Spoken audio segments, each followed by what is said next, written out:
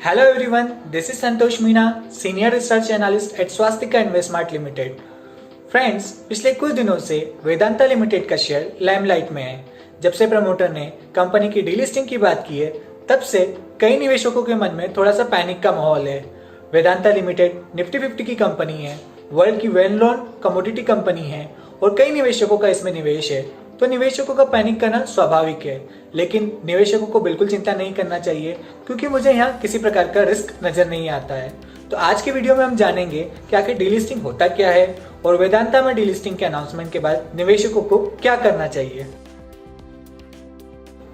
आइए अब जानते हैं कि आखिर डीलिस्टिंग होता क्या है। डीलिस्टिंग में डीलिस्ट होने वाली कंपनी की सभी स्टॉक एक्सचेंज पर ट्रेडिंग हमेशा के लिए बंद हो जाती है। डीलिस्टिंग दो प्रकार की होती है, कंपलसरी डीलिस्टिंग और वॉलेंटरी डीलिस्टिंग। तो पहले समझते हैं कि कंपलसरी डीलिस्टिंग होता क्या है। जब स्टॉक एक्सचेंज किसी कंपनी को फोर्सफुली डीलिस्ट करता है तो उसे कंपलसरी डीलिस्टिंग कहते हैं। इसके पीछे के क्या कारण हो सकते हैं? जब कोई कंपनी स्टॉक एक्सचेंज के रूल्स एंड रेगुलेशन फॉलो नहीं करता, जैसे लिस्टिंग फीस नहीं देना, टाइमली अपडेट्स नहीं देना, इन्वेस्टर कंप्लेंट सॉल्व नहीं करना, तो इस केस में एक्सचेंज कंपनी को डीलिस्ट कर सकता है। इसके अलावा कंपनी अगर कोई बैंकरप्ट हो जाती है तो भी उसे डीलिस्ट किया जा सकता है। तो यहाँ पर इन्वेस्टर्स का क्या होता है? एक्सचेंज इंडिपेंडेंट वैल्यूअर अपॉइंट करता है जो कंपनी की फेयर वैल्यू निकालता है। इस फेयर वैल्यू पर प्रमोटर्स को शेयर होल्डर से शेयर परचेस करने होते हैं।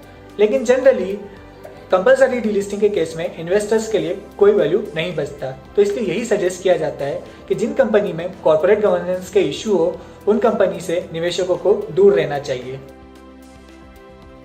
आइए अब वॉलेंटरी डीलिस्टिंग को समझते हैं। जब प्रमोटर खुद अपनी कंपनी को डीलिस्ट करवाना चाहते हैं तो उसे वॉलेंटरी डीलिस्टिंग कहते हैं। वॉलेंटरी डीलिस्टिंग के क्या कारण हो सकते हैं?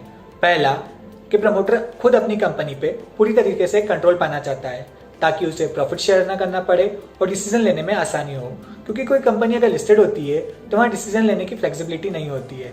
दूसरा कारण, स्ट्रेटेजिक बाय आउट, मीन्स कोई नया इन्वेस्टर कंपनी पे कंट्रोल लेना चाहता है। तीसरा कारण, जब प्रमोटर को लगता है कि मार्केट कंपनी के शेयर को फेयर वैल्यू नहीं दे रहा है तो इससे बेटर है कंपनी को डिलिस्ट करवा लिया जाए। चौथा कारण है कॉर्पोरेट रिस्ट्रक्चरिंग, मीन्स किसी कंपनी में कई सारे बिजनेस हो सकते हैं, तो वो कंपनी उन बिजनेस को अलग अलग करना चाहती है या मर्ज करना चाहती है, तो उस केस में भी कंपनी अपने शेयर को डिलिस्ट कर सकती है। तो जनरली ये मेजर रीजन होते हैं वॉलेंटरी डीलिस्टिंग के।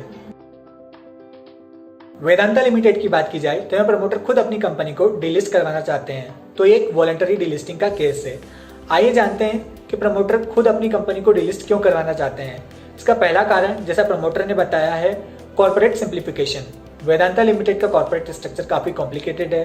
वेदांता लिमिटेड पहले स्टेरलाइट इंडस्ट्री के नाम से जाना जाता था। 2002 में इसने बाल्को और हिंदुस्तान जिंक को खरीदा, फिर इसने केन इंडिया और शीशा गोवा को खरीदा और रिसेंटली इसने इलेक्ट्रो स्टील को खरीदा। तो इसमें कई सारी कमोडिटी कंपनियां हैं और इसका कॉर्पोरेट स्ट्रक्चर काफी कॉम्प्लिकेटेड है। S&P ग्लोबल ने इसकी पेरेंट कंपनी की रेटिंग यह कहकर घटा दी कि इसका कॉर्पोरेट स्ट्रक्चर काफी कॉम्प्लिकेटेड है। तो प्रमोटर अपनी कंपनी को डीलिस्ट करवाकर इसका कॉर्पोरेट स्ट्रक्चर सिंप्लीफाई करना चाहते हैं। दूसरा कारण, यह एक कैपिटल इंटेंसिव बिजनेस है, तो प्रमोटर अपनी कंपनी को डीलिस्ट करवाकर डिसीजन मेकिंग में फ्लेक्सिबिलिटी चाहते हैं। तीसरा कारण, प्रमोटर को कंपनी के वैल्यूएशन काफी अट्रैक्टिव नजर आ रहे हैं। कमोडिटी मार्केट में डाउन साइकिल चल रहा है और वैल्यूएशन काफी लो है, तो प्रमोटर सस्ते वैल्यूएशन पर शेयर को खरीदना चाहते हैं। इसके अलावा आखिरी कारण जो लगता है, वेदांता को मेजर डिविडेंड हिंदुस्तान जिंक से आता है, तो डीलिस्टिंग के बाद प्रमोटर को हिंदुस्तान जिंक से मिलने वाला डिविडेंड माइनॉरिटी शेयर होल्डर से शेयर नहीं करना पड़ेगा। आइए अब डीलिस्टिंग की प्रोसेस को समझते हैं। डीलिस्टिंग की प्रोसेस में सबसे पहले डीलिस्टिंग के अप्रूवल के लिए बोर्ड मीटिंग कंडक्ट की जाती है। बोर्ड से डीलिस्टिंग का अप्रूवल मिलने के बाद पोस्टल बैलेट के थ्रू शेयर होल्डर्स का अप्रूवल लिया जाता है। यहाँ एक चीज जरूरी है कि पब्लिक शेयर होल्डर्स जो हाँ कह रहे हैं उनकी संख्या ना कहने वाले शेयर होल्डर्स की तुलना में डबल होना चाहिए, तभी डीलिस्टिंग को आगे बढ़ाया जा सकता है। शेयर होल्डर्स से अप्रूवल मिलने के बाद कंपनी मर्चेंट बैंकर अपॉइंट करती है जो डीलिस्टिंग की प्रोसेस को आगे बढ़ाता है और एक फ्लोर प्राइस डिसाइड करती है जिस पर प्रमोटर शेयर होल्डर से शेयर परचेस करना चाहते हैं, लेकिन ये फाइनल प्राइस नहीं होता है। अब कंपनी शेयर होल्डर्स को लेटर ऑफ ऑफर भेजती है जिसके थ्रू शेयर होल्डर्स बिडिंग कर सकते हैं। शेयर होल्डर्स को फ्रीडम होता है कि वो फ्लोर प्राइस के ऊपर किसी भी प्राइस पर बिडिंग कर सकते हैं। इस प्रोसेस को रिवर्स बुक बिल्डिंग प्रोसेस कहते हैं, जिसके थ्रू एक प्राइस डिस्कवर किया जाता है जिसे डिस्कवरी प्राइस कहते हैं। डिस्कवरी प्राइस वो प्राइस होता है जिस पर शेयर परचेस करने पर प्रमोटर की शेयर होल्डिंग 90% तक पहुंच जाती है। लेकिन अब प्रमोटर पर डिपेंड करता है कि वो डिस्कवरी प्राइस को एक्सेप्ट करे या ना करे।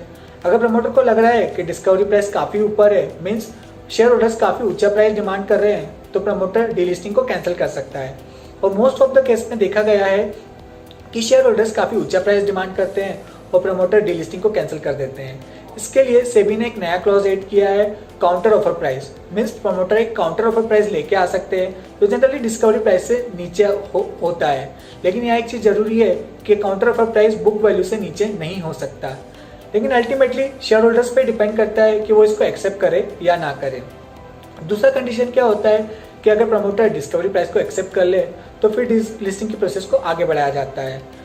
अगर डिस्कवरी प्राइस को एक्सेप्ट कर लिया जाता है तो जिन शेयर होल्डर्स ने अप्लाई किया है उनके अकाउंट में डिस्कवरी प्राइस के अकॉर्डिंग अमाउंट क्रेडिट हो जाता है, और जिन शेयर होल्डर्स ने अप्लाई नहीं किया या डिस्कवरी प्राइस के ऊपर अप्लाई किया उनके पास अपने शेयर रह जाते हैं।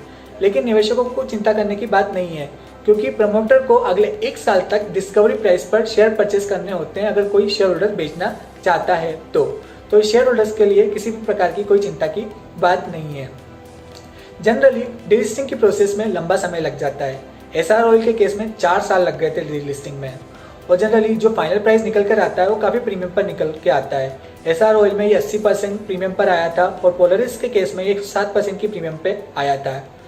अब कई इन्वेस्टर्स के मन में ये क्वेश्चन आता है कि क्या कंपनी की डीलिस्टिंग के बाद रीलिस्टिंग हो सकती है? हाँ, हो सकती है, लेकिन ये जनरली बहुत मुश्किल माना जाता है। बहुत कम केसेस ऐसे देखे गए हैं।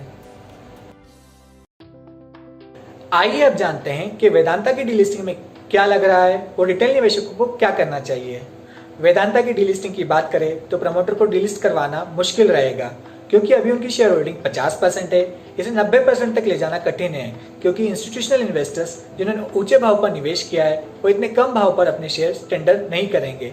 अगर प्रमोटर को डीलिस्टिंग को सक्सेसफुल बनाना है तो उन्हें ऑफर प्राइस काफी बढ़ाना पड़ेगा। अब रिटेल निवेशकों को क्या करना चाहिए?